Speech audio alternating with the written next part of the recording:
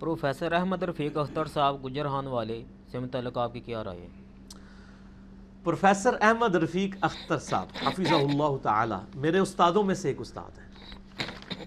2001 سے لے کر 2008 تک آلموسٹ تقریباً 8 سال میں ان کے بڑے کلوز رہا ہوں۔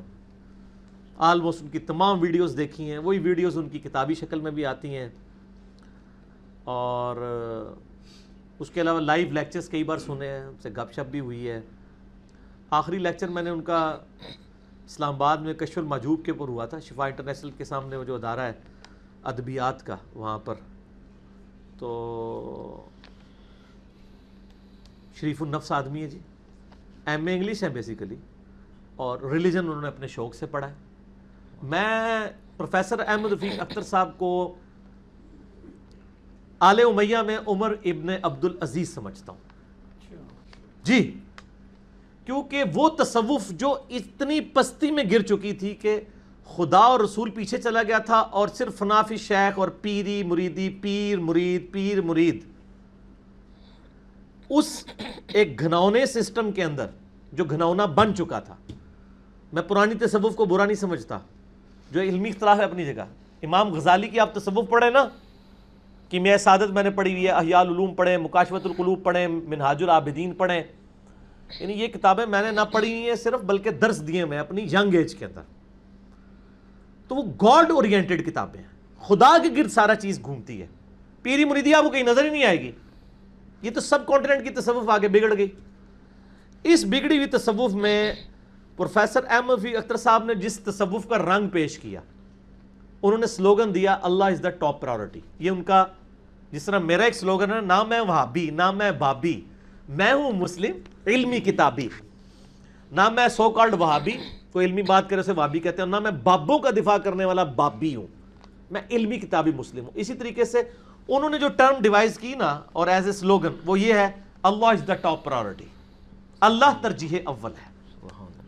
نوجوانوں کے ہاتھ میں تسمیاں پکڑا دیں، کئی لوگوں نے نمازیں شروع کر دیں ان کی وجہ سے، ان کی صحبت کی وجہ سے، اور یعنی انہوں نے گاڈ اورینٹڈ کیا ہے تصوف کو۔ وہ تصوف کو بہت فالو کرتے ہیں، لیکن وہ والی تصوف کے وہ والے پہلو تو ہمیں بہت پسند ہیں، خدا اورینٹڈ۔ اس لیے آپ دیکھیں وہ پیروں فقیروں کے سخت خلاف ہے، خود صوفی ہیں، پیروں فقیروں کے خلاف ہے، اس لیے کہ وہ اسٹیبلش سسٹم کو صحیح نہیں سمجھتے۔ دوسرا، ان کی پوری زندگی اور ان کی تعلیمات خدا اورینٹڈ ہے، اور وہ پریکٹیکلی نمونہ بھی ہے اس چیز کا۔ ان کے اندر کئی ایسی خوبیاں ہیں جو کئی داڑھی والوں کے اندر اور کئی صوفیاء کے اندر اور کئی علماء کے اندر نہیں پائی جاتی، دور دور تک۔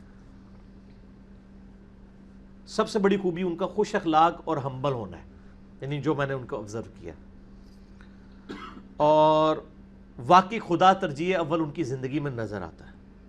باقی بشری کمزوریاں ہیں، سگریٹ پیتے ہیں، وہ ایک علیحدہ چیز ہے۔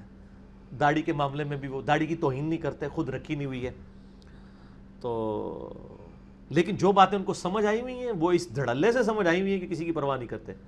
حالانکہ عام جو بریلوی ان کو بریلوی سمجھتے ہیں، لیکن حال یہ ہے کہ انہوں نے اپنی ویڈیوز میں برملا اعلان کیا ہے کہ یہ نبی علیہ السلام کے اوپر جھوٹ باندھا گیا ہے کہ آپ کا سایہ نہیں تھا۔ پوری بریلویت اس کے اوپر کھڑی ہوئی ہے، اور احمد رفیق اختر صاحب کہتے ہیں یہ جھوٹ ہے، اور انہوں نے کہا اگر یہ معجزہ ہوتا نا تو ساری حدیث کی کتابوں میں پہلا معجزہ یہ ہونا چاہیے تھا، جو میں نے بھی بات کی تھی۔ مسئلہ 118 میرا ریکارڈڈ ہے، نبی علیہ السلام کے سایہ مبارک، پیشاب مبارک، پسینہ مبارک کے اوپر۔ بڑی لاجیکل بات کی ہے، اور ہم نے تو اس سے بھی ایک سٹیپ آگے طے کروا دیا۔ ہم نے کہا کہ آپ کے بزرگوں کے پاس نبی علیہ السلام کے بال مبارک ہے نا، اس کے اوپر 100 واٹ کا بلب لگائیں، اگر سایہ ہے تو نبی علیہ السلام کا بھی تھا، اور اگر نہیں ہے تو سر ہم بھی آپ کا مسلک میں قبول کرنے کے لیے تیار ہیں۔ تو یہ رسک لیں گے؟ یہ کہیں گے نہیں پتہ نہیں جعلی ہے کہ اصلی ہے، چلو چھوڑ دیں۔ اب آپ بھی وہی باتیں کرنا شروع ہو گئے۔ توپ کاپی میوزیم میں جو مسلمان حکمرانوں نے نسل در نسل نبی علیہ السلام کا بال مبارک ٹرانسفر کیا ہے، وہ میوزیم میں پڑا ہوا ہے، اس کی آپ یوٹیوب کے اوپر ویڈیوز دیکھیں اور تصاویر دیکھیں، اس کا بھی سایہ سائڈ پہ نظر آتا ہے، وہ تو اوریجنل بال مبارک ہے۔ تو آپ کا جھوٹ تو پکڑا گیا۔ تو پروفیسر احمد اختر صاحب پہلے بندے تھے، جب میں بریلوی تھا ان کا بڑا کلوز تھا، میں نے ان سے یہ بات سنی تھی کہ یار یہ تو اہم جھوٹ ہے، اس کی کوئی اصلیت۔ جو ان کو بات سمجھ آئی ہوئی ہے نا، بڑی صحیح سمجھ آئی ہوئی ہے۔ اچھا میں آپ کو ایک اور ان کا پہلو اس حوالے سے بتاؤں پروفیسر صاحب کا۔ پہلی دفعہ میں نے پروفیسر صاحب سے یہ بات سنی پاس بیٹھے ہوئے، یعنی انہوں نے تقریر میں تو جنرل بات کی، تو میں نے کہا جی آپ شیخ عبدالقادر جیلانی رحمہ اللہ کو بڑا بزرگ مانتے ہیں، جنید بغدادی کو بڑا بزرگ مانتے ہیں، سری سختی کو، ان لوگوں کے نام بڑے لیتے ہیں، لیکن ہمارے سب کانٹیننٹ میں ایک بہت بڑے بزرگ ہیں جن کو 1000 سال کا لوگ مجدد مانتے ہیں۔ لوگ کیا، انہوں نے خود ہی کلیم کیا ہوا اپنے مکتوبات میں کہ میں مجدد الف ثانی ہوں، شیخ احمد سرہندی۔ حالانکہ ابو داؤد میں حدیث ہے کہ اللہ تعالیٰ ہر 100 سال میں ایک مجدد بھیجے گا، انہوں نے کلیم کیا میں 1000 سال کا مجدد ہوں۔ 1000 سال کی مجدد کی تو ضعیف روایت بھی دنیا میں کہیں موجود نہیں، اس سے بڑھ کے کوئی جھوٹی روایت بھی نہیں ہے۔ ہاں خود انہوں نے بنا لی بھی ہو تو لد ہے، انہوں نے اپنے مکتوبات میں خود دعویٰ کیا اپنے بارے میں، یہ وہ مجدد ہے جس نے اپنے آپ کو خود مجدد کہا ہے، اور 100 سال کا نہیں 1000 سال کا۔ وہ حدیث ٹھیک ہے ابو داؤد میں کہ میرے امت میں ہر 100 سال میں اللہ تعالیٰ ایک ایسا بندہ مبعوث کرے گا جو دین کی تجدید کرے گا۔ پہلی صدی کے مجدد عمر بن عبدالعزیز ہیں، 99 ہجری میں خلیفہ بنے، 101 ہجری میں 38 سال کی عمر میں فوت ہوئے، بلکہ آل امیہ نے ان کو زہر دیا، انہوں نے ممبروں پر جو مولا علی علیہ السلام پر سب و شتم ہوتا تھا وہ رکوایا۔ وہ مجدد ہیں، آل امیہ کی بدماشی کی کمر توڑ دی انہوں نے، حالانکہ خود آل امیہ میں سے تھے۔ اسی لیے میں کہتا ہوں نا کہ پروفیسر احمد فقیر اختر صاحب صوفیاء میں وہی مقام رکھتے ہیں جو عمر بن عبدالعزیز آل امیہ میں رکھتے ہیں۔ اچھا وہ پہلے مجدد ہیں، آخری مجدد امام محمد مہدی ہوں گے، یہ دو تو ایگریڈ اپان ہے، بیچ میں اختلاف ہے۔ تو مجدد الثانی 1034 ہجری میں فوت ہوئے ہیں، 1034 ہجری میں۔ انہوں نے اپنے زمانے میں مجددیت کا دعویٰ کیا، اور انہی کے زمانے میں شاہ عبدالحق محدث دہلوی المتوفا 1052 ہجری 1052 ہجری، وہ ان کے بہت بڑے مخالف تھے کہ یار یہ ہمیں دعوے کرتا ہے۔ بہرحال ان کے اوپر میں کیا بحث کروں، تو میں نے پروفیسر صاحب سے کہا کہ جی آپ اتنے بڑے بڑے صوفیاء کے نام لیتے ہیں، صوفی ہیں، شیخ احمد سرہندی کا نام کیوں نہیں لیتے؟ تو انہوں نے بڑے سخت لفظ استعمال کیے، انہوں نے کہا میں تو اس کو کچھ بھی نہیں سمجھتا۔ میں نے کہا کیوں؟ کہتے ہیں وہ بہت بڑا گستاخ تھا پروفیسر صاحب۔ میں نے کہا کیوں؟ کہتے ہیں اس نے مکتوبات کے اندر لکھا ہے کہ نبی صلی اللہ علیہ وآلہ وسلم کی صفت احمدیت کا ظہور جو ان کی زندگی میں نہیں ہوا، وہ 1000 سال بعد مجھ احمد سرہندی کے ذریعے ہوا ہے، نعوذ باللہ من ذالک۔ اور یہ لکھا ہے، اس سے بھی بڑے بڑے دعوے انہوں نے کیے ہوئے ہیں۔ انہوں نے کہا مہدی کو بھی میری نسبت حاصل ہوگی، بہت بڑے بلانگ دعوے کیے انہوں نے کہا مجھے تم سینکڑوں حدیثیں پیش کر دو نا انگلی اٹھانے کے اوپر، میں رفع صحابہ کو نہیں مانوں گا، میں اپنے امام کا مقلد ہوں۔ اور اس کی وجہ سے 30 سے زیادہ علماء اس زمانے کے انہوں نے احمد سرہندی کی تکفیر کی تھی کہ اس نے نبی علیہ السلام کی سنت کا مذاق اڑایا۔ اور آج کے زمانے میں میرے استاد غلام سعود سعیدی رحمہ اللہ تعالی بریلوی محدث پاکستان لیول کے فوت ہو چکے ہیں، انہوں نے شرح صحیح مسلم کے اندر کم از کم 40 صفات کے اوپر شیخ احمد سرہندی کے اوپر رد کیا ہے۔ اور آج بھی کئی نقشبندی جو ان کے سلسلے کے ہیں وہ انگلی نہیں اٹھانے دیتے لوگوں کو، اور اس میں خود لکھا ہے انہوں نے سعیدی صاحب نے کہ ایک نمازی کو انہوں نے مسجد سے باہر پھینک دیا کہ اس نے نماز میں انگلی کیوں اٹھائی ہے، حالانکہ بخاری مسلم میں درجنوں حدیثیں انگلی اٹھانے کے اوپر، صحیح مسلم کے اندر تو پورا چیپٹر ڈیٹیل کے ساتھ، رفع سبابہ اسے کہتے ہیں، دائیں ہوں۔ تو شیخ احمد سرہندی کے بارے میں اتنے بولڈ کومنٹس کیے انہوں نے کہا یار وہ کیا، وہ تو نبی اسلام کے بارے میں اس طرح کی، اور پھر تو ہمیں بعد میں پتہ چلا انہوں نے تو یہ بھی دعویٰ کیا ہے کہ اللہ تعالیٰ نے جس مٹی سے نبی علیہ السلام کو بنایا تھا وہ تھوڑی بچ گئی تھی، اس سے میری تخلیق ہوئی ہے، اور بڑا کچھ کیا ہوا ہے۔ آپ خود ان کے جو اس وقت بڑے بزرگ ہیں نا، انہوں نے ایک کتاب لکھی ہے، اقبال مجدی صاحب نے، مجددی عقائد اور نظریات، غالباً اقبال مجدی نام ہے، وہ میرے پاس پڑھی ہوئی کتاب، آپ ذرا اس میں ان کے دعوے پڑھ لیں، اور پھر آپ کو افسوس سے کہنا پڑے گا کہ کن کن لوگوں کے بارے میں لوگوں نے کیا کیا چیزیں کلیم کی ہوئی ہیں۔ اب ہمیں نہیں پتا انہوں نے یہ کہا ہے نہیں کہا، ہم تو بس کتابوں کے اوپر بات کر رہے ہیں، ان شخصیات پہ کوئی فتوی نہیں دے رہے، عبارتوں پہ ہم کہہ رہے ہیں کہ غلط ہے۔ تو یعنی پروفیسر صاحب اتنے اپ رائٹ بندے ہیں کہ انہوں نے کلیئر کٹ کہا کہ اس کا کیا تصوف سے لینا دینا، اتنی جرت، سر یہ جرت ہونی چاہیے نا۔ اچھا، اور آپ پتہ ساجد میر صاحب کے نا یہ بڑے قریبی دوست بھی ہیں پروفیسر احمد فقیر اختر صاحب،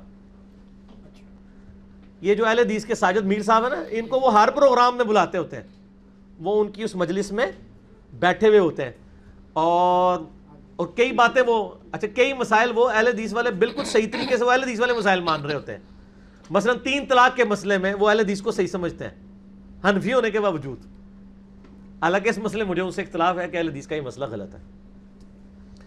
تو لیکن جو بات ان کو سمجھ آئی ہوئی ہے، اور وہ اسٹرکٹلی پھر وہ فرقے کی پرواہ نہیں کر رہے ہوتے۔ کئی چیزیں ان کو نہیں سمجھ رہی. کشف المحجوب کے بار بار حوالے دیتے ہیں.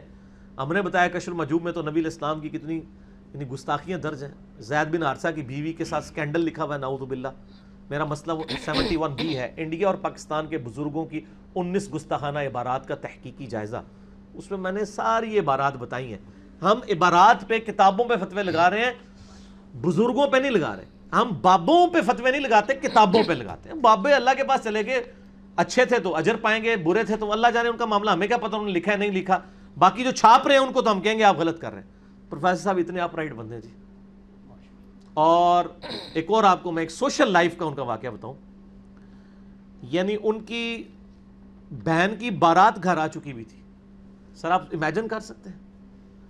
تو پروفیسر صاحب کو کسی نے آ کے بتایا کہ سر وہ آپ کی سسٹر تو ایگری نہیں ہے اس رشتے کے اوپر, زبردستی کیا جا رہا ہے آپ کے والدین کی طرف سے. پروفیسر صاحب فوراً اپنی بہن کے پاس گئے اور کہا کہ تم نہ, میں نے یہ سنا ہے. اس نے کہا ایسے ہی. تو اس نے کہا بہن فکر نہیں کرنی, یہ آئے ہیں, ان کو کھانا کھلا کے واپس رخصت کریں گے, نکاح نہیں پڑھوائیں گے. کوئی امبیرسمنٹ والی بات نہیں ہے. اللہ نے آپ کو رائٹ دیا ہے کہ آپ کی مرضی کی شادی ہونی چاہیے. یہ رائٹ میں آپ سے نہیں چھین سکتا. سر یہ کون ہو سکتا ہے؟ لوگ تو آگے سمجھاتے ہیں یار ہن پیو دی عزت رکھ لیں, ہن ماں دی عزت رکھ لیں. اور پروفیسر صاحب کہہ رہے ہیں جناب کوئی مسئلہ نہیں, کھانا بھی کھلاؤں گا, عزت سے رخصت کروں گا, بہن اپنی ساتھ نہیں بھیجوں گا, پھر دیکھی جائے گی. کوئی بےزتی والا مسئلہ نہیں ہے. جب آپ گاڈ اورینٹڈ ہوتے ہیں نا, پھر آپ میں اتنی جرت ہوتی ہے. تو یہ پروفیسر صاحب میں اس طرح کی جرتیں موجود ہیں. اس لیے میں ان کو ماڈرن صوفیاء میں یعنی ایک اچھا, میں نے تو بہت پہلے میرا جو کلپ چڑھا ہوا ہے نا, کیا داڑھی منڈے کے پیچھے نماز ہو جاتی ہے, تو میں نے کہا تھا اگر پروفیسر صاحب یہاں آ جائیں یا جوید احمد غامدی صاحب, تو میں ان کو مصلی پہ کھڑے کر کے ان کے پیچھے نماز پڑھوں گا. کیونکہ داڑھی تو ایک فیکٹر ہے نا, کئی اور چیزیں جو ان کے اندر مجھ سے زیادہ بہتر موجود ہیں. ہم تو مطلب کسی کی پازیٹیو چیز ہے اس کی قدر کرتے ہیں. اتنی ساری تعریف کے بعد اب تھوڑے سے نیگیٹو پہلو بھی آ جائیں. یعنی پروفیسر صاحب نے چونکہ تصوف کو ہی سب کچھ مان لیا ہوا ہے, اس لیے ان کے کئی عقائد و نظریات تصوف کی کتابوں کی روشنی میں تو بالکل ٹھیک ہیں, لیکن قرآن و سنت کی روشنی میں ان کے اندر کافی کمزوریاں پائی جاتی ہیں. اور وہ مجھے ہائی لائٹ کرنے کی ضرورت نہیں ہے. آپ ان کی ویڈیوز دیکھیں گے تو آپ کو بڑی اچھی باتیں بھی ملیں گی, اور بعض اوقات آپ کو ایسی فضول چیزیں بھی ملیں گی. آپ کہیں گے یار اتنے پڑھ لکھے بندہ یہ اس قسم کی باتیں کر رہے ہیں, ایسے پاسبل ہے؟ تو وہ ایک یعنی الگ سے ایک پہلو ہے. میں ان چیزوں کو ہائی لائٹ نہیں کرنا چاہتا. میں صرف یہ بتانا چاہ رہا تھا کہ ہر بندے کے اندر اچھے اور برے پہلو موجود ہوتے ہیں. پروفیسر احمد فیر اختر صاحب چونکہ ایک یعنی ایک پڑھے لکھے طبقے کے اندر اور دنیا میں جو اعلیٰ پوسٹوں پہ لوگ ہیں پاکستان کے اندر, چاہے وہ فوج میں ہوں, عدلیہ میں ہوں, ٹیچرز ہوں, ان میں ایک اچھی شخصیت مانی جاتی ہیں. ایون ممتاز مفتی ایک بڑی پرسنالٹیز میں سے ہیں, وہ بھی پروفیسر صاحب کا بڑا ریگارڈ کرتے تھے. اشفاق احمد صاحب, واصف علی واصف صاحب, یہ وہ لوگ تھے کہ جو ان کا ریگارڈ کرنے والے لوگ تھے. اور لیکن ان سارے لوگوں سے میں پروفیسر صاحب کو بہتر سمجھتا ہوں. انہوں نے بخاری مسلم سٹڈی کی ہوئی ہے, وہ کوٹ بھی کرتے ہیں. ٹھیک ہے, باقی ظاہر اس لیول پہ ان کی نہیں ہے. پرسنل زندگی میں 5 وقت نمازی ہیں جی. رمضان شریف پورا مہینہ اعتکاف کرتے ہیں لیکن گھر پہ. منی وہ کہتے ہیں علماء کے ساتھ کوئی انٹریکشن نہ ہو جائے اس حوالے سے کہ وہ لڑائی جھگڑا بھی ہوتا ہے نا مسجدوں میں. تو باقی نماز روزے کے پابند ہیں اور لوگوں کو اللہ کی طرف بلاتے ہیں. باقی ان کے نام کے اوپر اگر کوئی صرف تسمیے پھیر رہا ہے اور نماز نہیں پڑھ رہا تو وہ پروفیسر صاحب کا قصور نہیں ہے, وہ خود نمازی ہیں. نماز کو وہ اسٹیبلش کرواتے ہیں, لوگوں کو ترغیب دلاتے ہیں. تو ان کے اندر اتنی خوبیاں موجود ہیں. لیکن میں وہی بات کروں گا, دنیا میں جتنے بھی انسان ہیں ان کی آپ وہ بات لیں جو کتاب و سنت کے مطابق ہو. جو کتاب و سنت کے مطابق نہ ہو وہ ان کی باتیں چھوڑ دیں. ٹھیک ہے نا جی. خصوصاً جو قرآن حکیم کے عقائد کے ساتھ جو باتیں ٹکراتی ہیں وہ آپ چھوڑ دیں. دلائل بغیر پروفیسر صاحب کی آپ بات نہ مانیں. تو اب تو عرصہ ہو گیا, 8-10 سال ہو گئے, میری ملاقات ہی ان سے نہیں ہوئی ہے.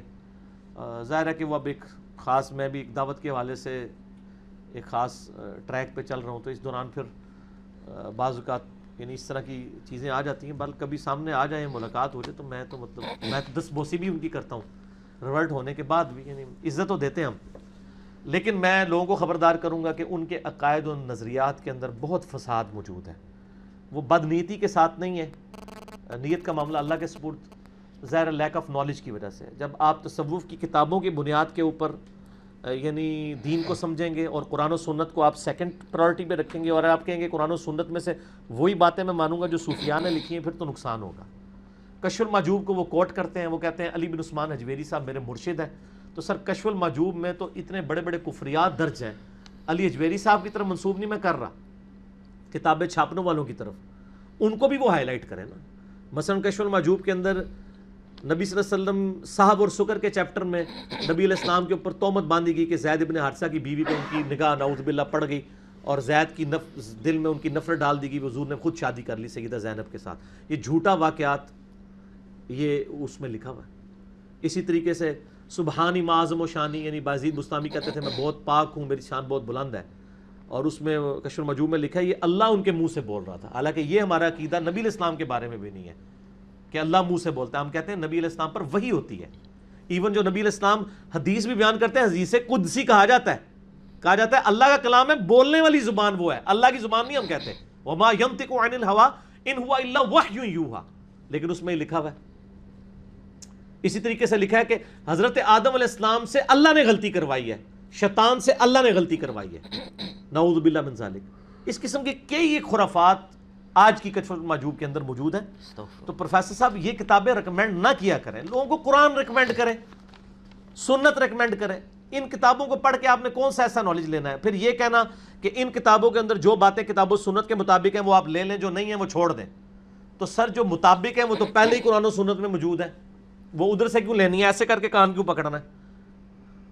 جو پیور نالج ہے، جس کی حفاظت کی ذمہ داری اللہ نے لی ہے، قرآن اور سنت، صحیح الاسناد حدیث، انا نحن نزلنا الذکر وانا لہ لحافظون، ہم اس کو کیوں نہ لیں؟ تو یعنی یہ پروفیسر صاحب کے ساتھ تھوڑا سا ایشو ہے، اور چونکہ لوگ وقتاً فوقتاً پوچھتے تھے، میں نے اس دفعہ یعنی دل پہ جبر کر کے یعنی اجازت دے دی کہ ٹھیک ہے میں اس کوسچن کے اوپر بھی کوئی تھوڑی بہت ریکارڈنگ کروا دیتا ہوں۔ میں نے اپنی کوشش کی ہے کہ پازیٹیولی میں یعنی میسج ان کے فالوورز تک کنوے کروں۔ پڑھے لکھے لوگ ہیں، پازیٹیو چیزیں لیں، لیکن جو نیگیٹو چیزیں ہیں، جو کتاب و سنت کے منافی ہیں، ان کو چھوڑیں۔ ٹرو نالج کتاب و سنت میں ہے، بابوں میں نہیں ہے، کتابوں میں دین ہے، ٹھیک ہے جی۔ اور ان بابوں میں آپ بے شک مجھے بھی شامل کر لیں کہ میں بھی جو بات کر رہا ہوں میرے کہنے میں دین نہیں، میں ہر چیز ریفرنس کے ساتھ بیان کرتا ہوں۔ آپ خود بھی دیکھیں، جو بات کتاب و سنت کے مطابق ہے ان کی لے لیں، جو کتاب و سنت کے مطابق نہیں ہے وہ چھوڑ دیں۔ بس میں اتنا ہی عرض کر سکتا تھا اس حوالے سے، ٹھیک ہو گیا جی۔